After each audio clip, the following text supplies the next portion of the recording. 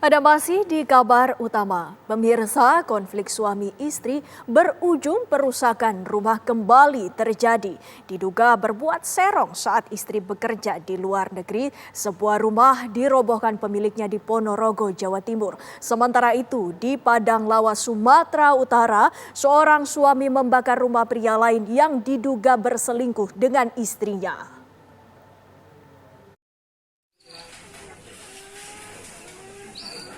Para pekerja menurunkan genting serta mengambil kusen pintu serta jendela saat membongkar sebuah rumah di Desa Karanglolor, Sukorejo, Ponorogo. Rumah tersebut adalah milik Nurohani dan Sunarti. Rumah dibongkar setelah pasangan suami istri tersebut memutuskan bercerai. Sunarti dan Rohani saling cemburu. Sunarti sudah 2,5 tahun bekerja di Taiwan dan suaminya, Nurohani, bekerja serabutan di kampung halaman. Sunarti berkeras membongkar rumah yang ia bangun dari hasil bekerja di luar negeri. Alasannya, rumah dibangun di atas tanah milik Nurohani. Dan Sunarti tidak sudi jika sang mantan suami menikmati hasil jerih payahnya menjadi TKI.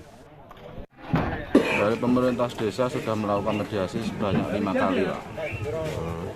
Pertama bulan 11, 12, bulan 1, 2 kali, bulan 2, 2 kali. Terus ada titik temu, dari temu, memang kita sebetulnya sudah mediasi untuk kedua belah pihak untuk saling tak satukan gitu kan, tapi kedua belah pihak memang tidak mau.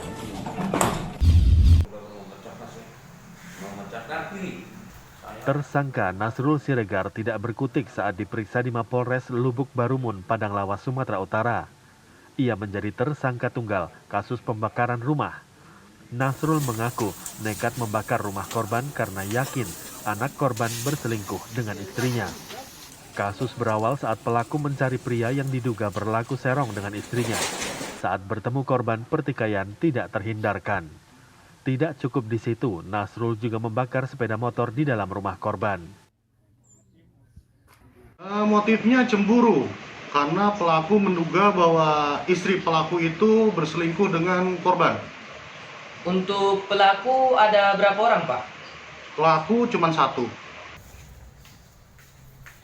Akibat perbuatannya, tersangka dijerat pasal berlapis dan terancam pidana 12 tahun penjara. Tim TV One mengabarkan. Pemirsa, kami kembali terhubung dengan Kapolres Padang Lawas AKBP Indra Yanitra Irawan. Selamat malam Pak Indra. Ya, selamat malam Mbak.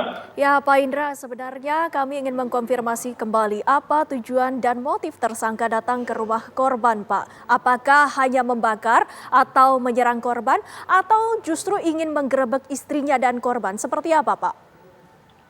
Ya, sebetulnya untuk tersangka sendiri mendatangi rumah korban memang untuk mencari korban ini karena sudah diduga selingkuh dengan istrinya. Namun tidak ditemukan di rumah tersebut. Yang ditemukan hanya istri, kemudian sempat memang menganiaya istri korban, setelah itu kembali ke rumah. Demikian, Mbak. Apakah saat dilakukan pembakaran tersebut, keterangan pelaku ini sudah cocok dengan bukti dan kesaksian yang dikumpulkan oleh pihak kepolisian? Ya, sudah cocok, Mbak. Sudah cocok, jadi pelaku kembali saat habis menganiaya istri korban, kembali mengambil alat, kalau di sini dibilangnya tojok itu Mbak, untuk mengungkit sawit. Baru kembali lagi ke rumah korban untuk mencari. Namun demikian ditahan oleh beberapa warga.